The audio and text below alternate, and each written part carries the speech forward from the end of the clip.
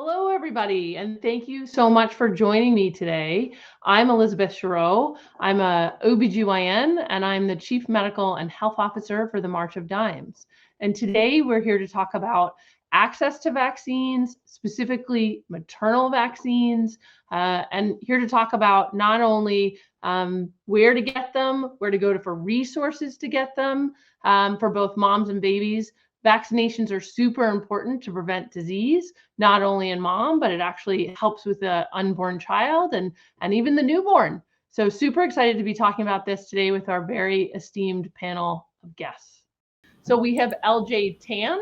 He is the Chief Strategy Officer, the Immunization Action Coalition, or immunize.org.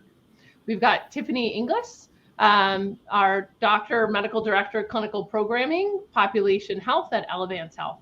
Welcome, Amy. Tiffany. We've got Amy Pisani from Vaccinate Your Family. Great. And we've got Dr. Joy Baker, delivering Joy Host.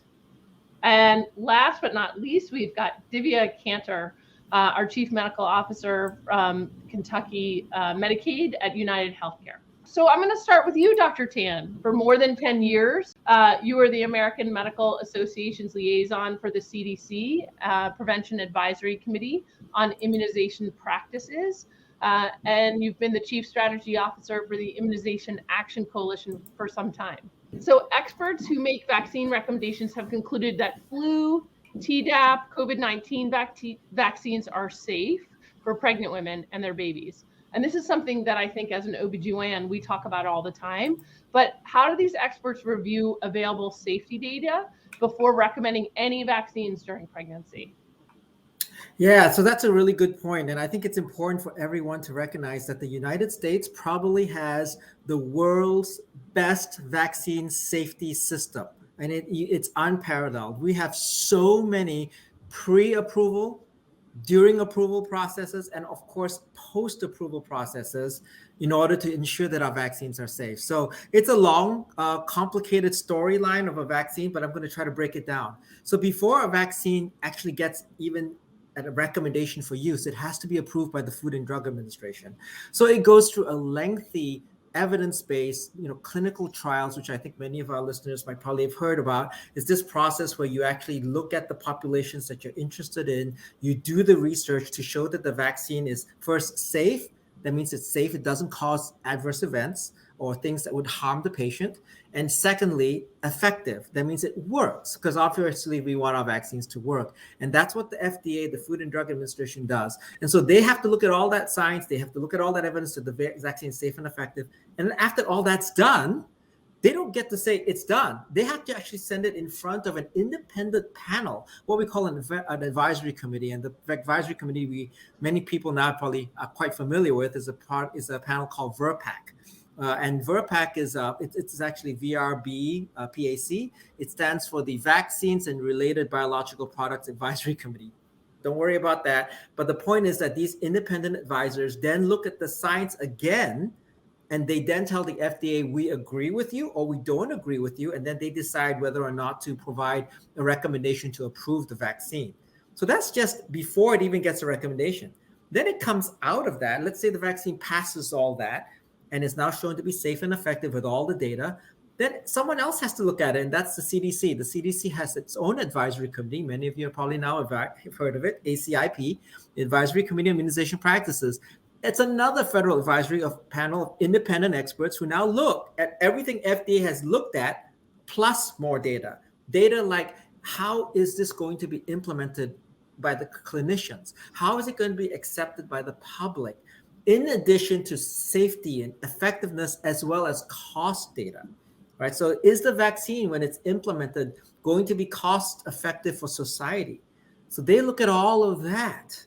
And then you put that all together, and then they decide, okay, we can recommend the vaccine, and they make the recommendations on the vaccine. And so then that's when you then get to put that vaccine into the arm of patients. So you think about all of that work in terms of evaluating data to get there. Then after all of that, you say, oh, wait, we're done, right? No. After all that's done, when the vaccine starts going into the arms of patients, there's what we call post-approval surveillance. And this is where the US has the best system in the world.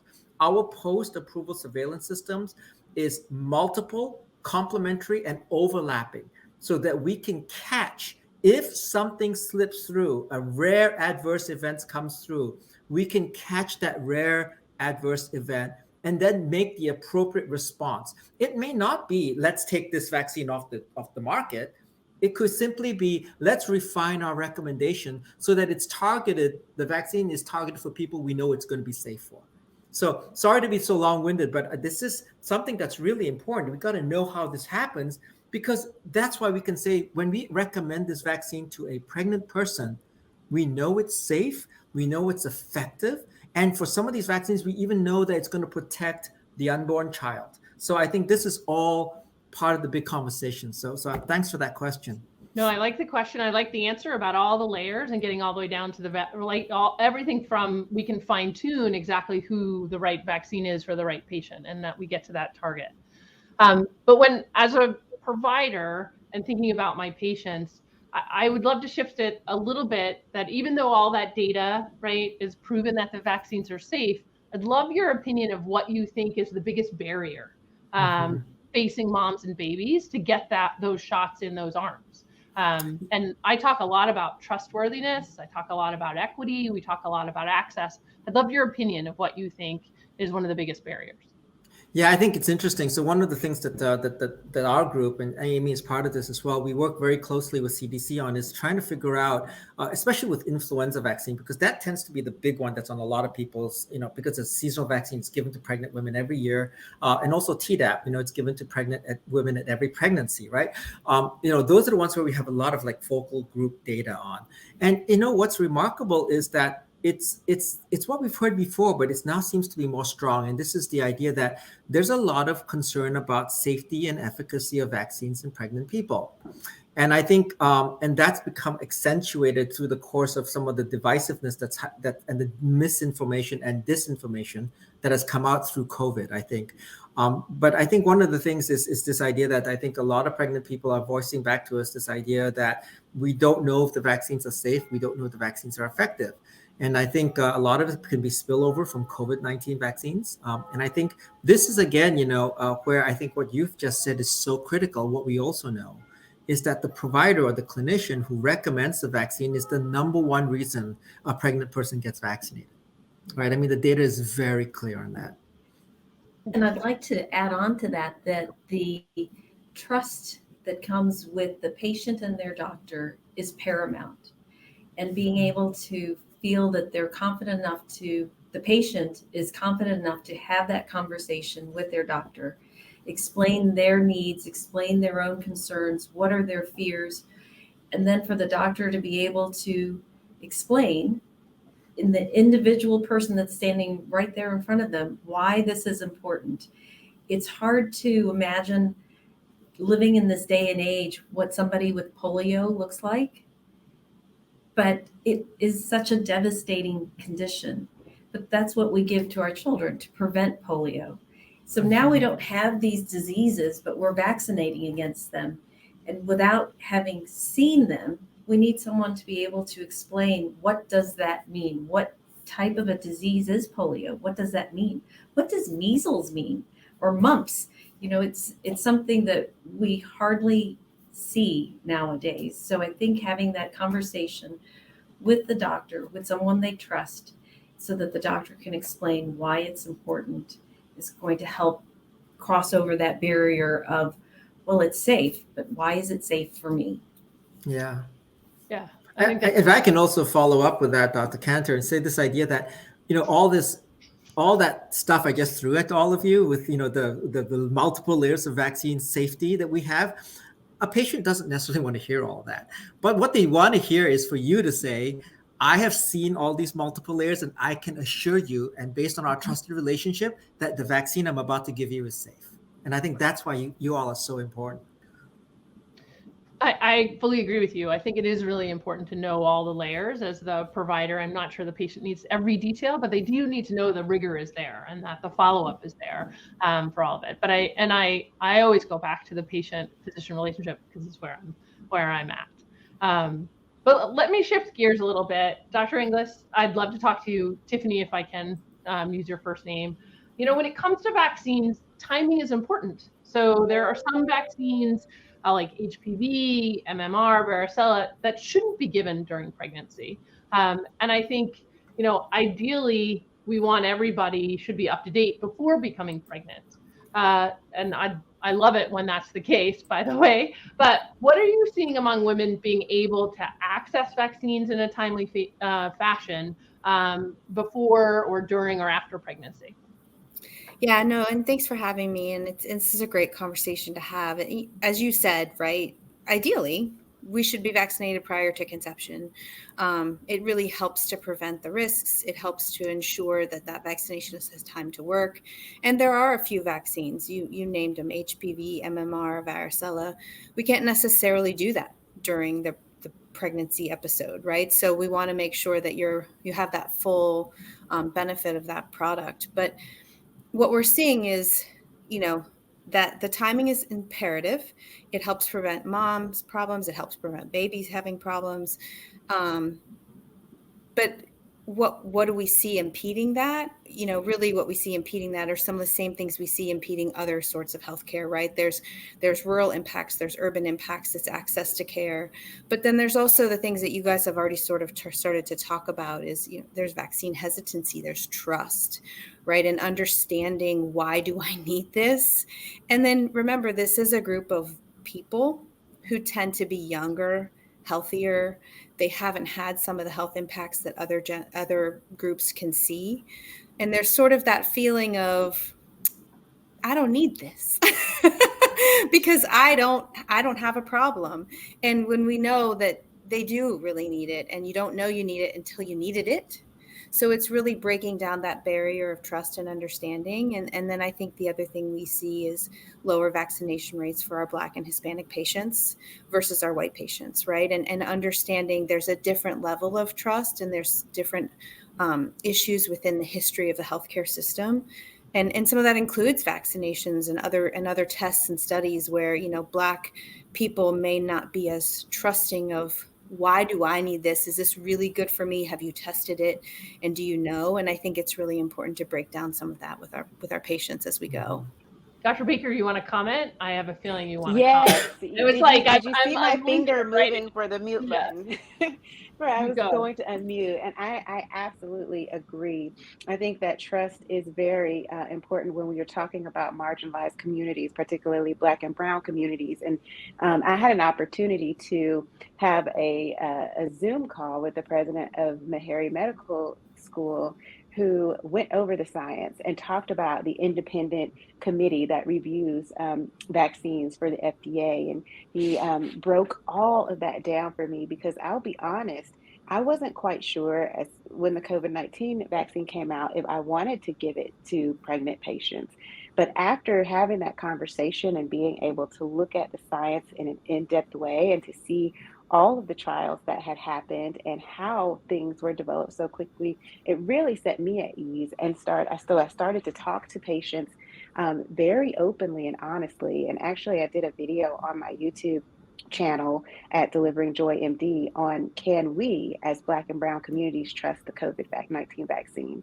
And just shared very openly and vulnerably with them about, my thoughts, and then broke the science down in a way that was easy to understand for them, so that then we could maybe have some more conversations, particularly in the clinic setting, and just kind of said, okay, I understand your hesitancy, because I think that we have to be very careful about dismissing, that trust factor. Like, well, we don't understand why you don't believe in the healthcare system. Well, there definitely have been things that have happened in the history of this country with regard to studies and medications and vaccines and other procedures that have made people reasonably hesitant, especially if they are members of the Black and Brown community. So I think it is important for us to acknowledge that, and then to talk about the real information and be able to break that down in a way that, a person could understand, who's just coming in for a visit, or who's just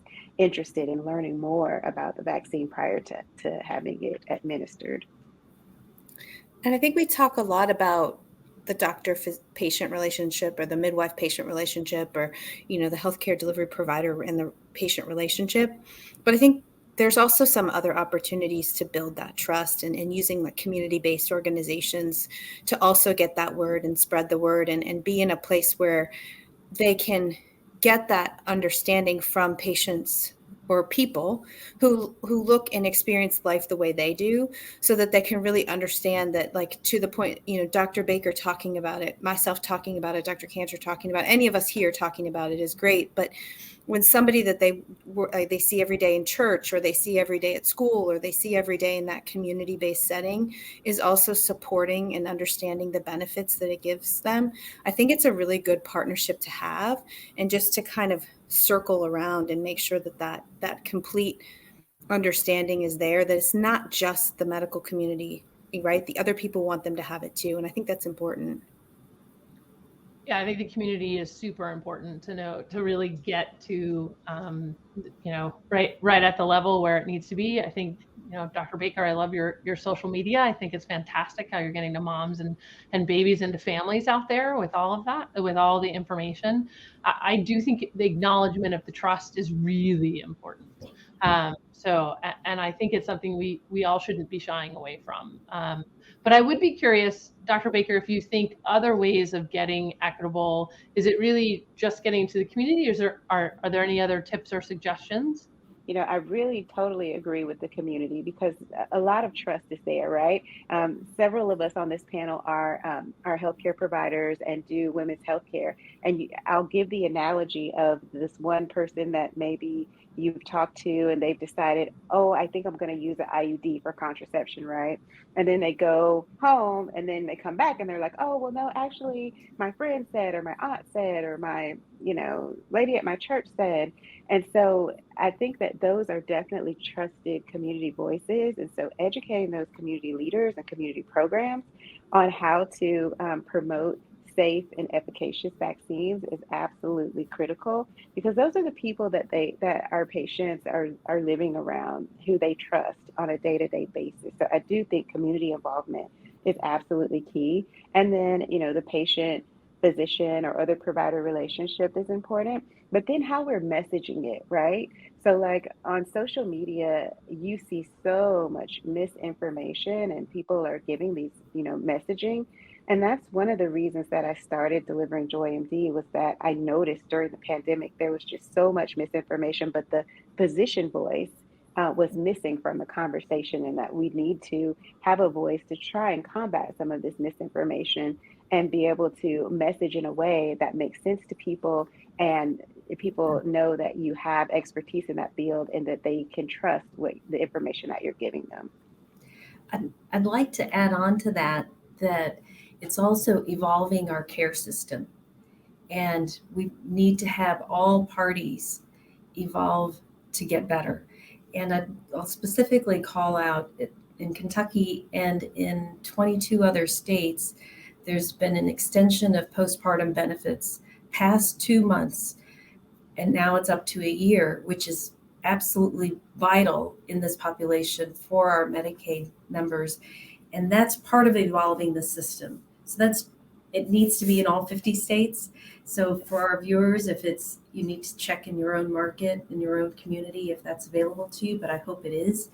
And that gives an opportunity to be able to decrease the mortalities and the morbidities that we're seeing by extending that healthcare, and then working on the interpregnancy rate, getting the vaccination. If you didn't get it before, now get it this time around, and you're better prepared for the next couple of years as you're going along. But I do believe that our healthcare system needs a big evolution. I agree. If I could just add, Dr. Baker, I'm so happy that you joined into social media. Vaccinate Your Family has really been heavily engaged in social media since, I think, the start. And one of the things that has always been lacking is a physician voice. And so we've been urging physicians to join in, scientists, et cetera. And so to have that trusted voice, because we can't beat social media disinformation. We cannot. The only thing we can do now is to learn from social media, learn what the biggest concerns are, but really have within your own social network the responses to that disinformation. Because that's what makes the difference. And that studies show that the trusted messenger on social media is the answer. And if you're the trusted messenger to so many women and families. I'm so very grateful to hear that. And I also have to say that is an amazing book or picture behind you with the. Thank you. This is actually where I record on my lunch break. I record videos right here for I'll start YouTube. following you. That's fantastic. Thanks. I love it. Actually, Amy, why don't we, my understanding is you recently spoke at the World Vaccine Congress on policy solution and the true path to vaccine equity. So tell us more about it. So it's funny when you asked me that, I didn't realize that until just now. I spoke on two separate panels. One was heavily focused on policy, and then the other one was very focused on equity and really talking about community-based organizations. I'm going to hit both. But on the policy front, we have so many challenges in this nation. At the federal level, obviously, we are not well funded for vaccines. The 317 line item is the congressional line item from Congress that funds the vaccines program. The funding goes to the Centers for Disease Control, and then it trickles down to the states. But it also is utilized to educate at the general, the public level, and many activities. I don't know if it's shocking to you, but it's a $680 million allocation per year. That's pretty much level funded. It goes up a teeny bit here and there. And the estimate need is $1.13 billion. And so we spend millions and millions of dollars just treating vaccine preventable diseases in this nation. Our pandemic preparedness efforts were not funded appropriately, as you well know. We had a great response during H1N1. All those funds dwindled. And that's really how we ended up in the situation that we were in during the pandemic. So one of the greatest things we are asking for is increased funding. And so we are urging folks to write to Congress and let them know it matters to you. You want to make sure that you and your family are safe. So that's a big policy solution. Other areas, I think, especially for this call, because March of Dimes is so critical at reaching that local level, is educating people about the Vaccines for Children program, because children are eligible for free vaccines, but not everyone is aware of it. And so, if you don't have if you're not insured, if you are Indian heritage, if you are Alaskan Native, even if you're underinsured, so you have immunization, you have health insurance, but you're not covered for vaccines, you can get a free vaccine. And so those are the kinds of things that we can really do to implement some big changes in the nation. And then I think the last thing I would mention is, and Tiffany talked about this a little bit earlier, that community-based organization focus. Our organization started from a first lady and a spouse of a senator who, instead of just going out and offering all of these solutions, they started our organization in 1991, and they went on a road trip. And by the time I had started in 96, they'd already visited 35 states. And they listened. They were listening to what the barriers were to childhood vaccines back then. And they helped to really create any touch points for children. So whether you were giving lead screening or car seat safety or nutrition programs, bringing those folks together and creating a coalition in every state was the answer. And that's how we ended up with the Vaccines for Children program as a solution, and then the CHIP program. So listening was the key. And so during the pandemic, that's exactly what we started to do again. We knew we didn't have the answers. We knew there were trusted messengers out there, and we decided to say, okay, we're going to put not necessarily our money where our mouth is, but really put into action working with partners. So we began partnering very closely with the National Council of Negro Women. They represent 4 million women of African-American descent in our country. We partnered with Dia de la Mujer Latina, and we created a community health worker training program. And again, we didn't try to just solve the problems. We served as subject matter experts on vaccines, but we listened and we create the programs that they need at the local level. And that's really where our nation needs to continue to go, I believe. I'd like to emphasize, given that this is National Immunization time, that our children are under-vaccinated. Yes. And COVID pandemic created fewer face-to-face interactions. And to catch them up, I can't emphasize enough what Amy is saying, what Dr. Tan, Dr. Baker, Dr. Inglis are saying for our kids, to be able to get them in. And access becomes an issue, given our state being such a rural state. It's a problem that we continually try to address, whether it's trying to help them with transportation or helping with daycare. Contacting your health plan, and your health plan mine included at United Healthcare, will be able to find those resources to make that connection for you to be able to see your doctor, for your provider to get your kids vaccinated. And it will help promote greater community togetherness, because I'd like to be able to stay together and not have another pandemic amongst us. Yeah, I'm with you on that. I have completely, and I just have a follow-up question to you bringing up getting the word out and calling your insurance. I would love to reiterate a little bit, because I live in a place where, we have seen measles outbreaks. Right? We're seeing these pockets around the country, and it starts, I'm not going to lie, terrify me. So I know we've got patients and we've got healthcare people listening in, and we've got providers listening in. Can you articulate, Dr. Cantor, why routine vaccinations for people of all ages, especially school-age children, are so important? When our bodies are young, they're really able to take that vaccine, the science behind the medicine that's going in your arm, and use it for the benefit for the rest of your life. So some things you only just need once. Polio is a great example. And getting these things when you're younger makes a lot more sense, because the body's more able to accept the vaccines. And if you're afraid of the schedule, talk to your doctor about it. You can spread them out if that makes more sense to you. It's not necessary to be getting all of them all at once. I think that always scares some younger parents, as Dr. English was talking about. But the CDC has the schedule, and your doctor will be able to discuss that with you that makes sense for you.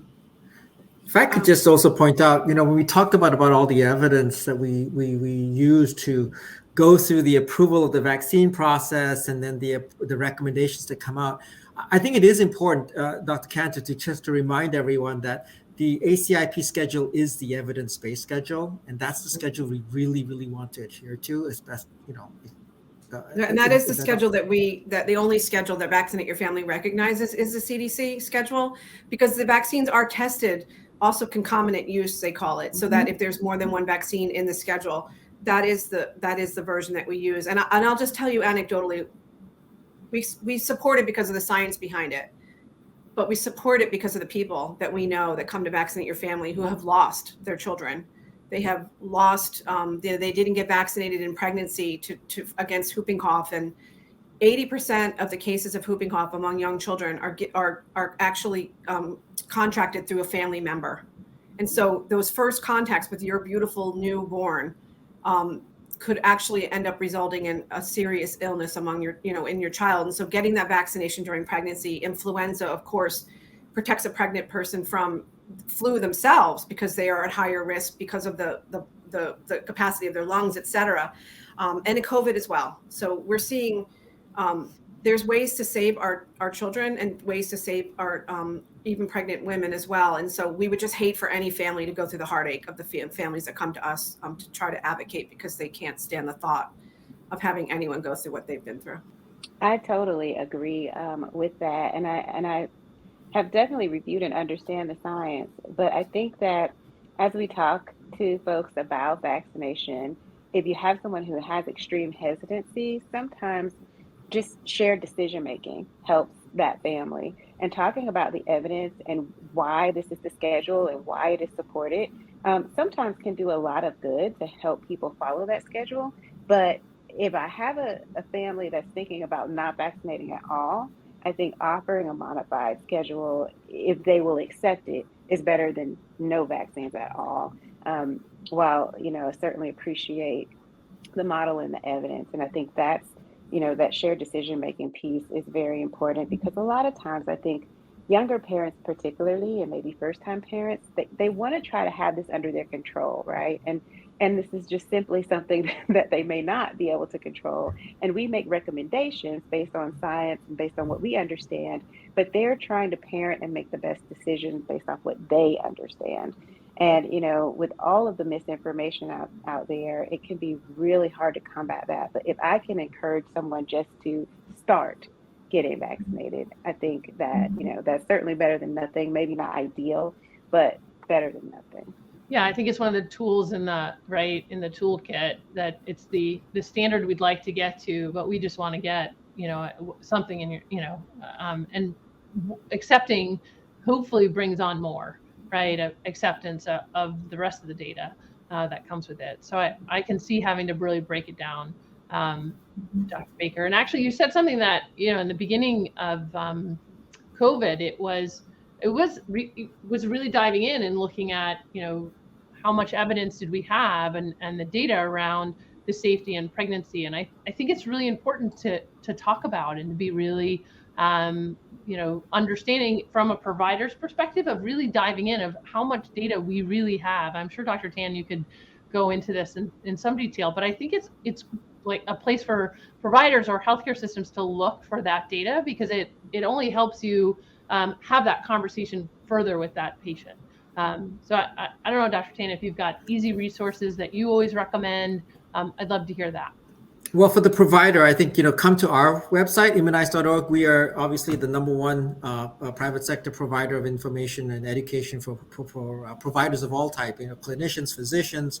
We've got it all. And we've got a lot of information about COVID, but about all the vaccines that are recommended by CDC as well. I think it's important to kind of recognize, I think, as you look at that data, is, as you all are obviously interacting with patients, I think the big part that you captured is important. It's this idea of listening to your patient, and listening not to respond, but listening to understand. And then if you can understand your patient, I think you can make the appropriate, kind of motivational interviewing type decisions that you have to make.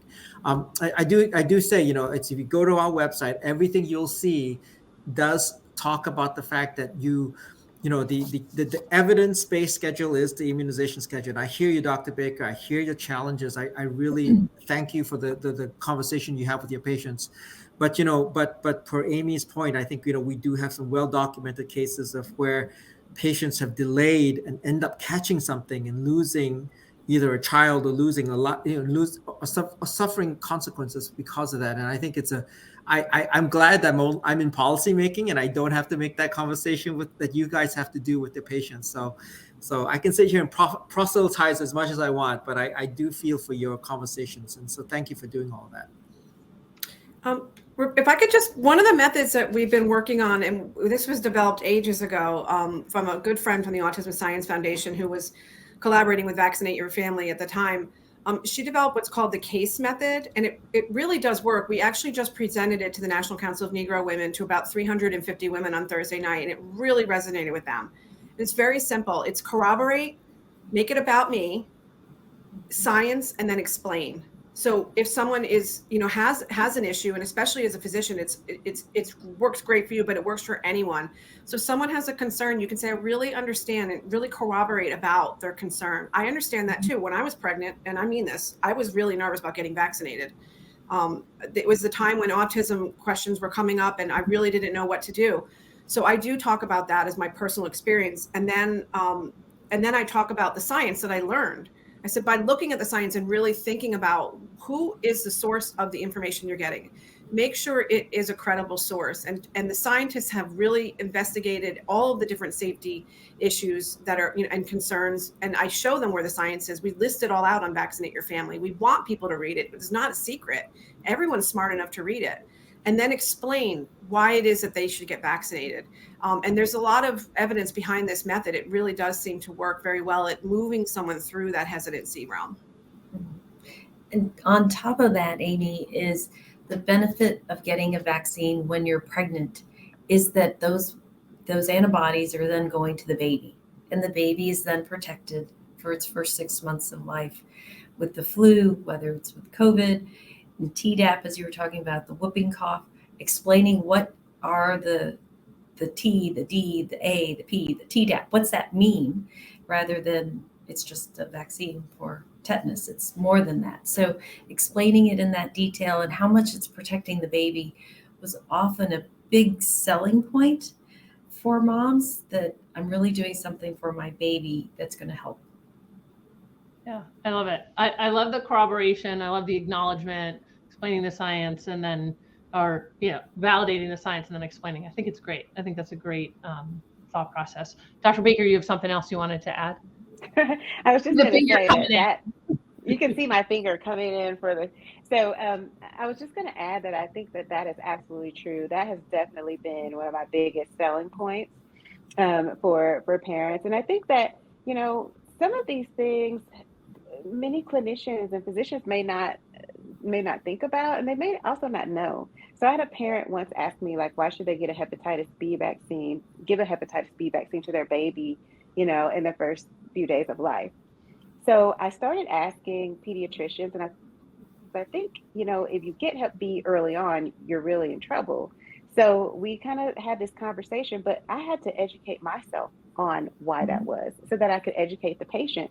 And that's not something that I ever remember hearing in medical school or residency. It was just something that was done. And so when patients are becoming much more educated consumers in terms of their healthcare, then we have to do a little bit more work in understanding, all of these reasons that these vaccines need to be given and why they need to be given when they should be given. And so I think that's another important thing. It's just kind of staying up on information and being able to go to like immunizations.org and collect that data so that when that patient does pin you to the wall with that question, you're ready for it and you can give, an answer that sounds concise and clear and message appropriately. I think it's the why, right? Like for all of this. I mean, I think that's for all of healthcare, right? Just explaining the why can be so helpful because it's such a scary time, right? Everybody talks about pregnancy as this exciting, wonderful. It is exciting, wonderful, but it's also really scary, right? And there's a lot of changes. There's a lot of lack of control. I think Dr. Baker, you're the one who said that, right? There's just, and sometimes we're just trying to grasp at what can I control? What do I get to say? What is my responsibility here? Is this a whole new thing? This person that I'm so excited to have, but scared all at the same time. And just the why can help, right? To understand, because sometimes I think as providers of care, we assume that people have that same knowledge base, or to your point, maybe I don't have the same base that you have, and maybe you don't have the same base as the pediatrician might have, or, as we move down the line and using that to support one another and to share with members or with patients so that they can understand why it's so important, right? This was something that can be really, really dangerous. You can have a really bad consequence from it. I know you've never seen it because we vaccinate, but here's what it is. And here's how you can protect yourself and your baby all in one foul swoop, which is, it's amazing, but you have to sometimes lay that out so they understand, because maybe it hasn't been framed that way. Yeah, I love it.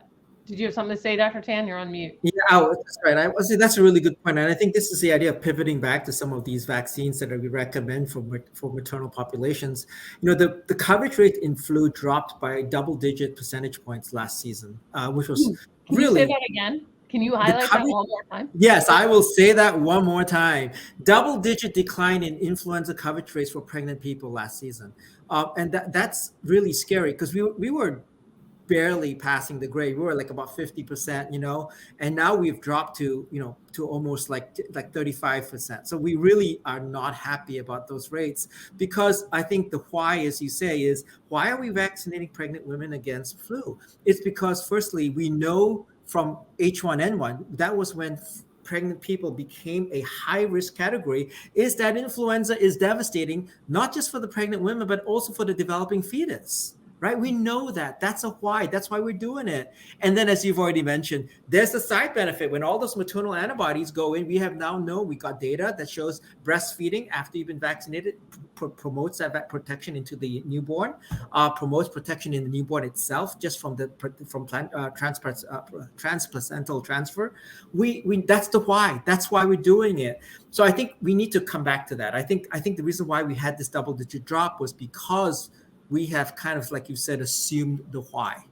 All right, we're wrapping up. So I want to do like a rapid fire to each of you, and I'll just go across my screen with the same question. So this won't be fair to the first person and not to the last, because you can repeat answers, I guess. But I'd really love to think about in 1 to 2 sentences about how can we get more people either knowledgeable or about vaccines and trust.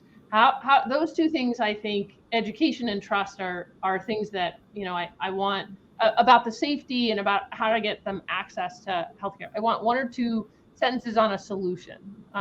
Never easy. I don't expect it to be that easy. But I'll start with you, Dr. Tan, since you were the last to speak.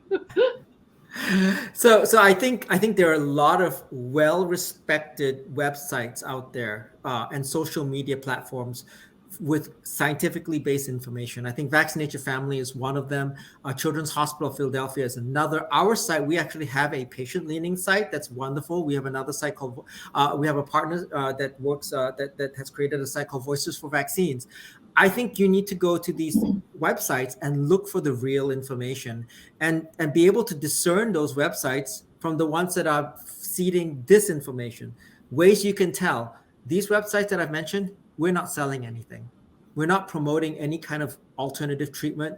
We're not promoting supplements. We're not promoting books. We're basically just telling you the data and helping you make that decision based on the data. So I think go to those websites, learn about the vaccines, and I think you'll find that again, the science has shown these vaccines are safe and effective in pregnant people, and that is why they're recommended. And I think back to that point, why? It's because we know that these diseases, influenza, tetanus, diphtheria, whooping cough, COVID-19, right, and others yet to come, are devastating for the pregnant person and also for the developing fetus. Appreciate it. All right, Dr. Cantor, one or two sentences. I'd like to be able to empower community health workers, knowing how we've eradicated smallpox pretty much in the world.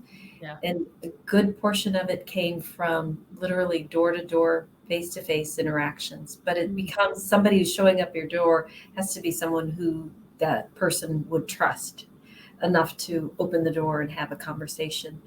But I suspect others will talk about education, but I just thought I'd throw out there. No, I like it. The role of community health workers. Yeah, the throwback to the history of other vaccine work is important. Tiffany, Dr. Inglis. I think lots of things that others have said, right? But it's all good. And it goes back to everything in this space that needs fixing. Nobody's doing this alone. So it's partnership, right? Educating, but then listening after the education, understanding what the maybe the hesitancy is, right? And then working to partner and educate again to build the bridge over that distrust. And I think it's going to take that continued work amongst all of us to partner together. And that includes in the clinical field, the social fields, the community fields, you know, in the day-to-day lives that people who are experiencing this are living. How do we get to that same place together? Great. Dr. Baker, saving you for last, Amy. So I would definitely say that education is key. So making things plain, making the why plain in a way that people can understand and receive it. And then in terms of trust, to build that trust, to promote more vaccines in the Black and Brown community. I think as a healthcare system, we have to continue to be trustworthy. With the maternal morbidity and mortality rates and the disparities that we see in Black women, I think that there is certainly a reason that we don't have trust. And so we need to be equitable in the way that we provide care and in the way that we message about vaccines and provide those vaccines. And I really love the idea of listening and hearing the patient and then educating. Great. All right, Amy, I saved the punchline for you. Go for it. I'm so excited. So I'm going to do first a policy and then really get down to the part that I love in life.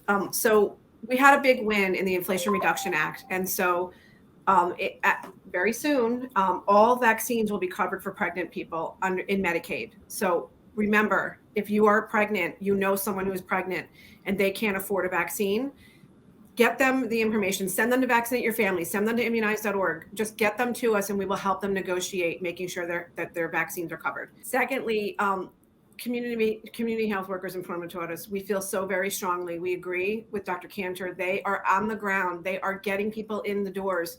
They navigated more people to vaccinations during the pandemic than, in my opinion, any other source in the nation. And so we have to do a better job at ensuring that our federal grants that are going out are helping to support expanding scope of practice for community health workers. They can work under a pharmacist. They can have oversight in a clinic, but they could be vaccinating people. And we need people at every corner of our nation to be able to vaccinate folks because we don't have enough providers.